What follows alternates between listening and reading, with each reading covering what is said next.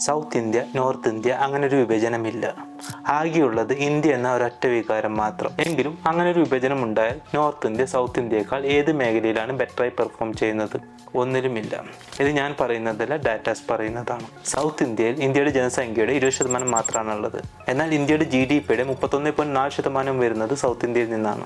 എന്നാൽ നോർത്ത് ഇന്ത്യയുടെ ജനസംഖ്യയുടെ 45%. എന്നാൽ അവരുടെ GSTയുടെ കോൺട്രിബ്യൂഷൻ 26.4% മാത്രമാണ്. ഇത് കൂടാതെ സൗത്തിന്റെ പെർ ക്യാപിറ്റൽ ഇൻകം $3200 ആണ്. ഇത് നാഷണൽ ആവറേജിനേക്കാളും ഒരുപാട് കൂടുതലാണ്. എന്നാൽ നോർത്തിന്റെ പെർ ക്യാപിറ്റൽ ഇൻകം $2500 ആണ്. അത് നാഷണൽ ആവറേജിനേക്കാളും കുറവാണ്. അടുത്തതായി FDI അഥവാ ഫോറിൻ ഡയറക്റ്റ് ഇൻവെസ്റ്റ്മെന്റ്സിന്റെ കാര്യമെടുത്താൽ സൗത്ത് ഇന്ത്യയത് 24.6%, നോർത്ത് ഇന്ത്യയത് 24.5%. ഇനി GDP ഗ്രോത്തിന്റെ കാര്യമെടുത്താൽ സൗത്ത് ഇന്ത്യയത് 8.1%, നോർത്ത് ഇന്ത്യയത് 6.8%. അൺഎംപ്ലോയ്മെന്റിന്റെ കാര്യം എടുക്കുകയാണെങ്കിൽ സൗത്ത് ഇന്ത്യയത് 4.3%, നോർത്ത് ഇന്ത്യയത് 6.2%. സൗത്ത് ഇന്ത്യ ഇങ്ങനെ എല്ലാ മേഖലകളും നന്നായി സ്കോർ ചെയ്യുന്നതിന്റെ കാരണം എന്തായിരിക്കും?